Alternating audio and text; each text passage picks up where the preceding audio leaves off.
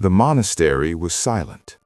Not the gentle silence of rest, but the heavy stillness that comes long after midnight, when even memories seem to stop breathing. A single candle burned beside the altar, its flame trembling as if aware it was being watched. Saint Dominic knelt alone in prayer. No voices, no footsteps, only the soft rhythm of whispered words rising into the dark. It was then that the silence changed, not broken by sound, but by presence. A feeling of sorrow filled the chapel, deep and patient, like something that had learned to wait far too long. Dominic felt it before he saw anything, a weight not of fear, but of longing. And then, in the faint edge of the candlelight, a small figure stood. Not a demon, not an angel, but a child. His face held no anger, no accusation, only exhaustion, the kind that comes not from pain, but from centuries of waiting. He had once been an altar server, a child who rang bells, carried candles, and knelt where saints had knelt. And now his soul had been bound in purgatory for 500 years. Not for murder, not for blasphemy, but for a small sin and a promise that was never kept. Can a single forgotten promise hold a soul captive for centuries? Before the story begins, tell us in the comments. Have you ever made a promise and forgotten it? Or simply write, "I will remember," as a quiet prayer for the souls who are still waiting to be remembered. Because sometimes all a soul needs is for someone to remember their name. The hour was late. The monastery had long since surrendered to sleep, its stone walls holding the quiet like a held breath. No bells rang, no doors creaked. Even the wind seemed unwilling to disturb the night. Saint Dominic remained kneeling. A single candle burned near the altar, its light weak but steady, tracing soft shadows across the worn floor. His prayers were low and unhurried, spoken not to be heard, but to endure. Each word fell into the silence and disappeared, as if carried somewhere far beyond the chapel walls. For a long while, nothing changed. Then the stillness grew heavier. It was not the sharp fear that comes with danger, nor the sudden chill that warns of evil. This was different. It was a sorrow, deep, patient, and impossibly old. A sadness that did not rush or cry out, but waited quietly, as though it had learned that waiting was its only hope.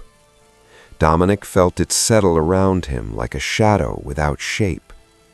The candle flame wavered, not from wind, but as if the air itself had shifted. He opened his eyes.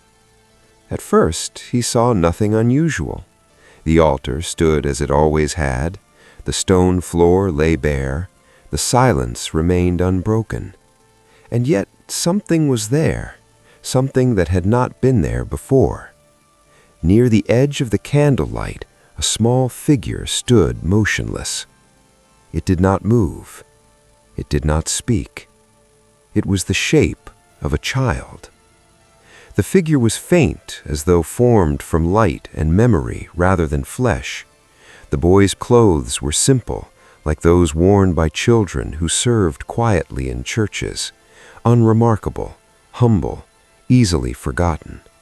His face was pale, not with fear, but with exhaustion. He did not cry. He did not beg. He only looked at Dominic. There was no accusation in his eyes, no anger, only a depth of waiting so profound that it felt heavier than chains. It was the look of someone who had learned, slowly and painfully, that time could stretch far beyond hope. Dominic remained still. He did not recoil. He did not command. He sensed no deception, no darkness. What stood before him carried no malice, only longing. The candle flame flickered once more, and in a voice barely stronger than a breath, the child finally spoke. "Father, I have waited a very long time." The child's voice was soft, not weak, but careful, as if each word had been practiced in silence for many years. "I used to belong here," he said, glancing toward the altar. "Not like you do, but in the small ways children are allowed to belong." He spoke without being asked. Saint Dominic did not interrupt. He only listened. I helped at Mass. I rang the bells when the priest raised the host. I carried candles that were almost too heavy for my hands. Sometimes the wax would drip and burn my fingers, but I never complained. I liked feeling useful. As he spoke, the faint light around him seemed to grow warmer, as if memory itself gave him form. I knew every corner of the church, the cold stone near the door in winter, the place where the floor creaked near the steps. I knew when to bow, when to kneel, when to stand very still so I would not make a mistake. A small, almost shy smile crossed his face. "I loved the quiet before Mass," he said softly, "when the church was empty and it felt like God was closer because there was no one else to distract him." There was no pride in his words, only simple joy. I thought heaven must look like this. Candles, light, a place where everyone whispers. He lowered his eyes. "I was not bad," he added, as though afraid of being misunderstood. "I did not hate God. I did not run from him. I prayed the prayers I was taught. I believed them." The candle flame near the altar trembled again, reflecting in the boy's eyes. "I wanted to do things right. I wanted God to see me." He paused, and for a moment, the weight of what was left unsaid pressed heavily between them. "I was only a child," he whispered. "I did not know how heavy small choices could become." Saint Dominic felt the truth of it settle in his chest, not as judgment, but as sorrow. This was no hardened sinner standing before him. This was a child who loved the house of God and never imagined love alone would not be enough. The boy lowered his gaze. For the first time since he had begun to speak, his voice hesitated, not from fear, but from shame. "There is something I never said," he whispered. The candle beside the altar burned steadily, offering no comfort, no accusation, only light. "It was a small thing," the boy continued, "so small that I told myself it could not matter." He glanced briefly at the floor, as though seeing the moment again. "There was a box near the altar," he said, "the one where people placed their offerings. I had passed it 100 times. I knew the sound the coins made when they fell inside." His hands curled slowly, as if remembering the shape of something once held. "One day, I reached in," he said, "just one coin. It was not much, hardly enough for anything important." He swallowed. "My mother had been ill," he said. "Some days she could not leave her bed. Other days we had little food. I thought perhaps I could help, or perhaps I was only curious. I do not know anymore." The honesty in his words carried no attempt at excuse. "I told myself I would put it back, or that I would confess it at the next Mass. I knew it was wrong. I felt it the moment the coin touched my hand." His voice grew quieter. "When I rang the bells that day, my hands trembled," he said. "When I knelt, I could not lift my eyes. I felt as though the altar itself knew what I had done." A long silence followed. "I did not spend the coin right away," he admitted. "I kept it hidden. Every night I thought about it, Every morning I promised myself I would speak. But the days passed. There was always a reason to wait, he said. The priest was busy. The moment was never right. Tomorrow seemed safer than today. His voice broke, not into tears, but into something more fragile. And then I became sick. The words fell heavily between them. The illness came quickly, the boy said. I thought I would recover. Everyone did. I believed I would have time. He lifted his eyes to Dominic, filled not with fear, but regret. I never confessed, he said, not because I did not want to, but because I kept believing there would be another day. The candle flickered, and in a voice barely louder than a breath, the boy spoke the words that had followed him for centuries. I told myself I would confess tomorrow. The sickness did not arrive with warning. One morning the boy woke with a heaviness in his chest, as though the air itself had grown thick. By evening, his strength was gone. His limbs ached, not sharply, but constantly, like a weight that refused to lift. No one could name what had taken hold of him.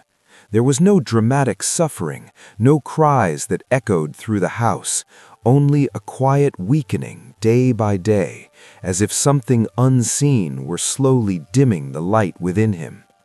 He tried to stand, his legs failed him. He tried to pray, the words slipped away before reaching his lips. I thought it would pass, the boy said softly.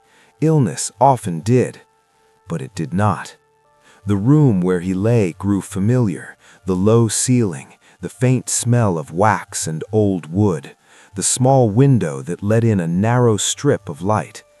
Each day that light seemed farther away.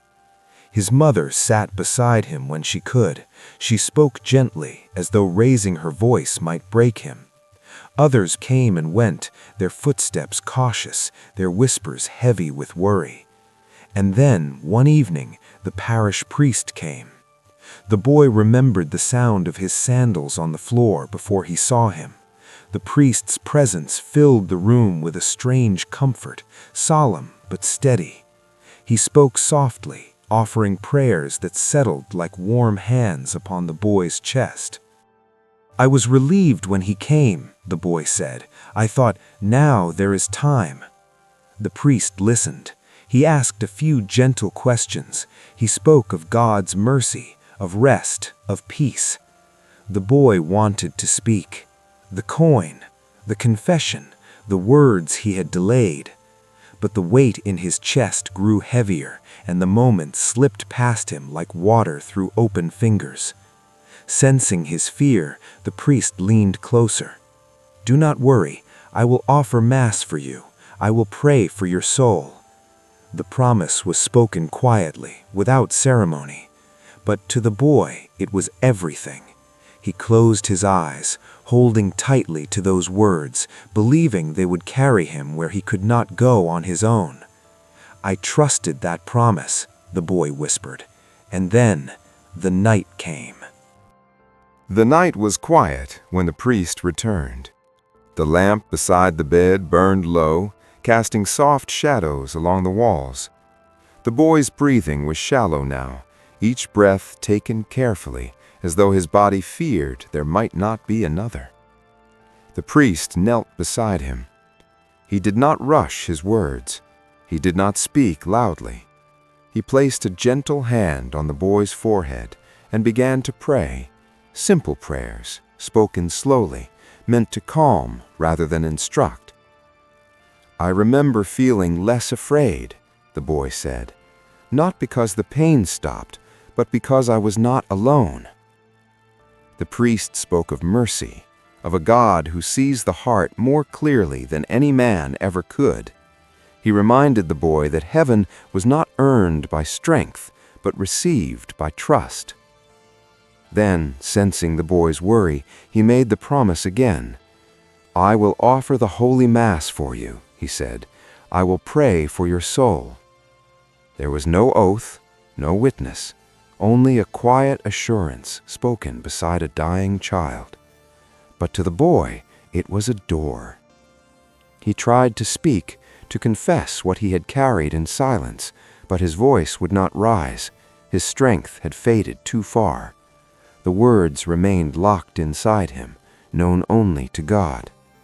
Still, the promise gave him peace. "I believed it would be enough," the boy said. "I believed that even if I could not speak, the prayer would speak for me." His breathing slowed. The room felt strangely still, as though time itself had paused to watch. The priest continued to pray, his voice steady, unbroken. And then, without struggle, the boy slipped away. There was no fear in that final moment, only trust. "I went believing I would soon see God," the boy whispered, "believing I would hear my name spoken at the altar." The priest rose quietly and made the sign of the cross. Outside, the world continued as it always had, unaware that a soul had just placed its last hope into a promise spoken in a dimly lit room. A promise meant to reach beyond death. A promise the boy believed would not be forgotten. When the boy awoke, he expected light. Not the weak glow of candles or lamps, but the brilliance he had imagined all his life, the warmth of heaven opening wide to receive him. He expected voices, music, the sound of joy. Instead, there was stillness. He stood in a place without walls and without sky, where light existed but never fully arrived. It was not darkness, yet it was not day. Everything felt unfinished, suspended between what had been and what was meant to come. "I was not afraid," the boy said quietly. "I thought this was only the waiting place." There was no fire as he had once feared, no screams, no torment like those whispered in frightening sermons. But there was something else, something harder to endure. Longing. A deep, constant ache that pressed against his soul, not with pain, but with absence. He felt God near enough to desire, yet too far to touch. Heaven was not hidden from him, but withheld. He understood where he was. Purgatory. "I knew I did not belong in hell, but I could not enter heaven either." The truth settled gently yet firmly upon him. Time did not move there as it did on earth. Moments stretched, not by seconds or hours, but by desire. Each instant was shaped by how much he longed for what he could not yet receive. He waited. At first, he waited with hope. "I told myself it would not take long," the boy said. "The priest would remember, the Mass would be offered, the prayer would rise." He imagined the sound of his name spoken at the altar. He imagined the host lifted, the prayer whispered, the moment when the door would finally open. Each time he felt a stirring from the world of the living, his soul leaned forward, ready. But nothing came. Still he waited. The longing deepened, not into anger, but into thirst. A thirst for God so strong that it felt like standing before a spring, unable to drink. He could see heaven clearly now, not with eyes, but with certainty. It was beautiful, the boy said, and that made the waiting harder. Yet he did not despair. "I believed," the boy whispered. "I believed the promise would reach me." So he waited in silence, trusting that the prayer spoken beside his bed would one day be spoken again, this time at the altar. He waited for the door to open. And it did not. Time did not pass in purgatory the way it did on earth. There were no mornings or nights, no seasons to mark the turning of days. Time was measured only by longing, by how long the soul remained aware of what it could not yet reach. One day there felt longer than a lifetime, the boy said, and yet many days passed. At first, he counted. He told himself the prayer would come soon, a single mass, a single offering. Surely the priest would remember the promise made beside a dying child. On earth, the priest returned to his duties. There were more sick to visit, more funerals, more confessions. The rhythm of parish life moved forward, relentless and consuming. Good intentions were buried beneath urgent needs. The boy waited. A day passed in purgatory. On earth, years slipped quietly by. The priest aged, his hair turned gray.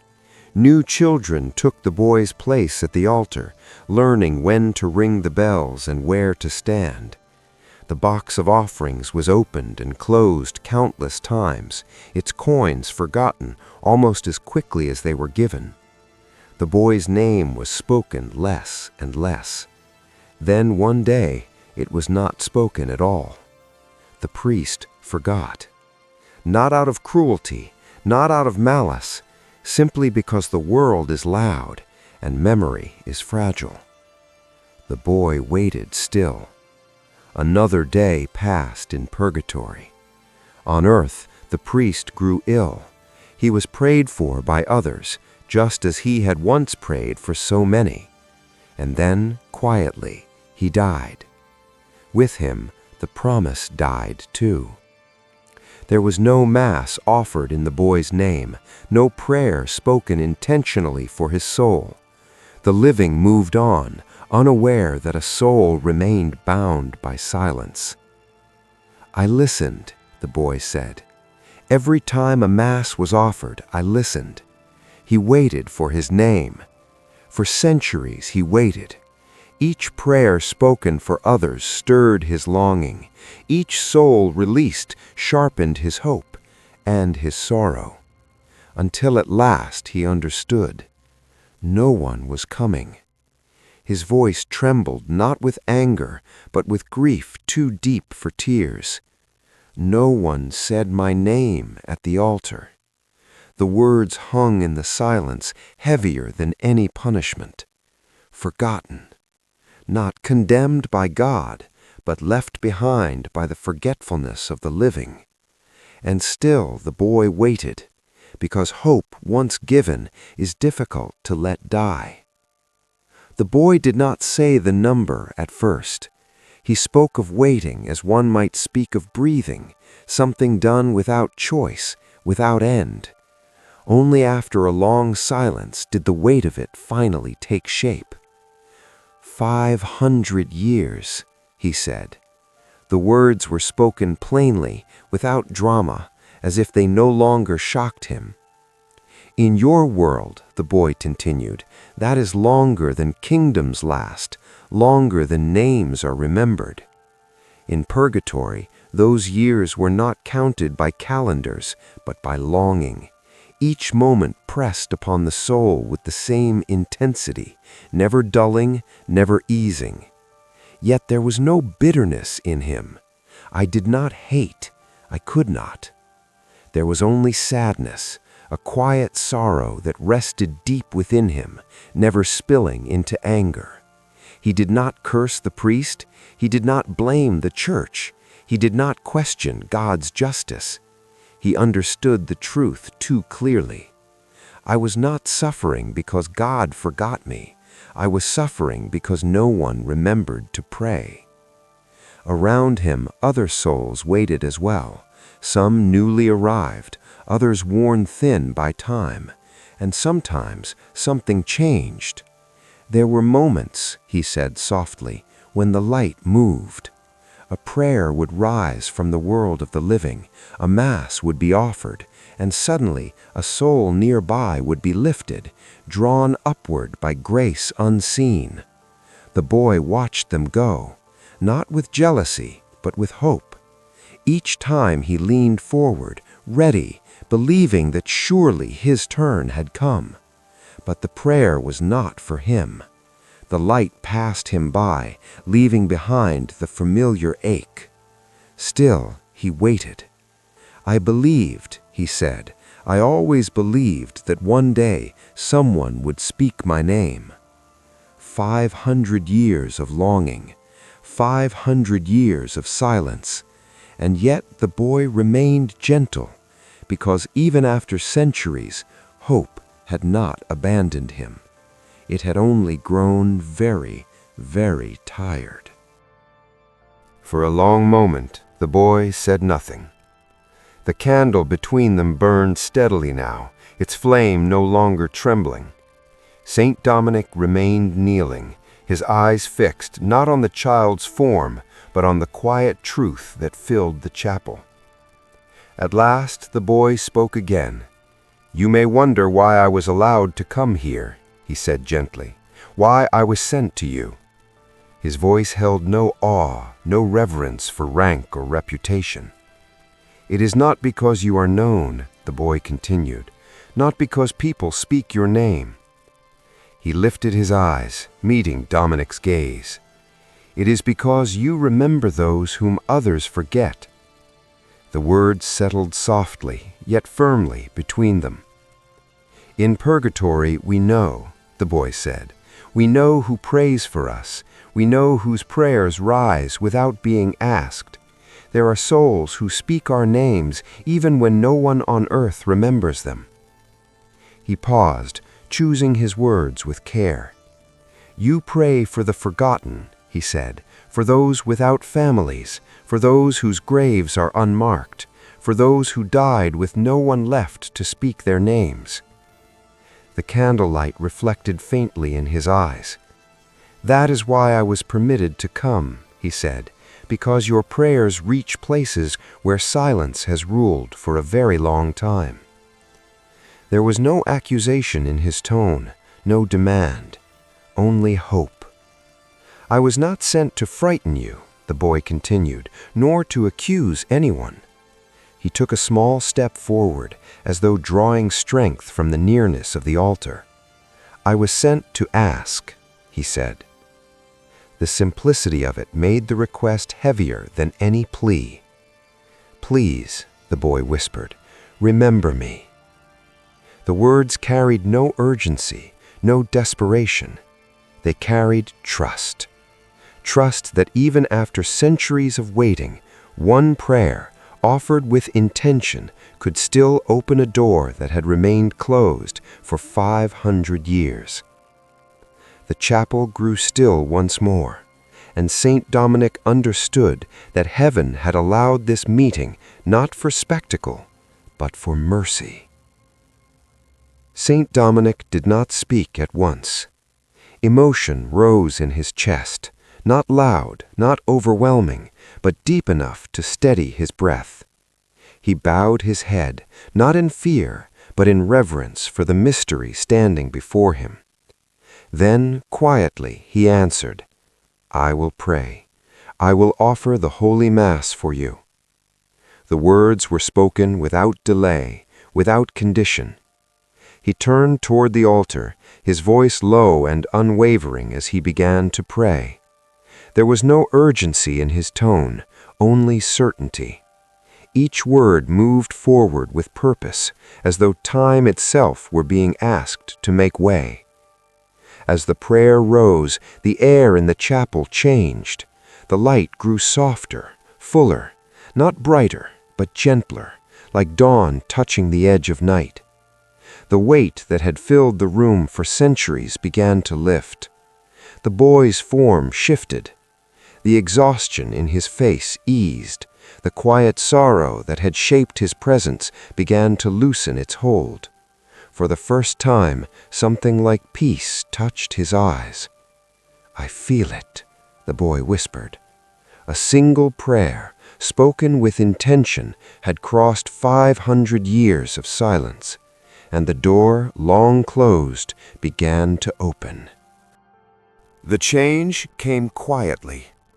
There was no thunder, no sudden blaze of fire or sound of wings. What happened next, unfolded with the gentleness of a long-awaited release. The weight that had clung to the boy for centuries began to fall away, not all at once, but like dust shaken loose by light. The longing that had once pressed so heavily upon his soul softened, transformed into something warm and steady. Peace. It filled him completely, without effort, without struggle. The light around him grew clearer, not harsh, not blinding, but pure, as though it recognized him. It did not rush forward. It waited, patient and welcoming. The boy's form became brighter, lighter, no longer shaped by exhaustion or sorrow. The silence that once felt empty now felt full, complete. For the first time, joy rose within him, not the fragile hope of waiting, but the sudden, overwhelming certainty of arrival. It caught him by surprise, as if his soul had forgotten how light it could feel. He turned towards St. Dominic, his face no longer marked by centuries of longing. Only gratitude remained. "I am going home," he said. The words carried no triumph, only truth. As the light drew him away, the chapel felt different, not emptier, but relieved, as though something long held had finally been released. The candle burned steadily, and somewhere beyond sight, a soul, once forgotten, had at last been remembered. When the light faded, St. Dominic remained kneeling. The chapel returned to its quiet, unchanged in stone and shadow. Yet something within him had been altered, subtly, permanently. He did not rush to explain what he had seen. He did not search for meaning in words or doctrine. He allowed the silence to speak. A small sin left unconfessed. A promise spoken with kindness, then forgotten. Neither had seemed heavy in the moment, neither had been born of cruelty or defiance, and yet together they had held a soul in waiting for centuries. Dominic understood now how gently souls can be bound, not always by great evil, but by small omissions, delayed confessions, and prayers never offered. He thought of the Mass not as ritual, but as a bridge, a single offering capable of crossing centuries, a prayer strong enough to reach where voices could not. The lesson was not spoken aloud. It did not accuse, it did not demand. It simply remained, quiet and undeniable. Somewhere, countless souls were waiting, not in anger, not in despair, but in hope, waiting for a prayer, waiting for a name to be spoken, waiting for someone to remember what was once promised. If this story moved you, do not let it pass in silence. Write, "I remember," in the comments. Let it be more than words. Let it be a prayer. Or write the name of someone you wish to offer a prayer for tonight. A parent, a friend, a soul whose story ended too quietly. You may never know who is waiting for that prayer, but heaven will.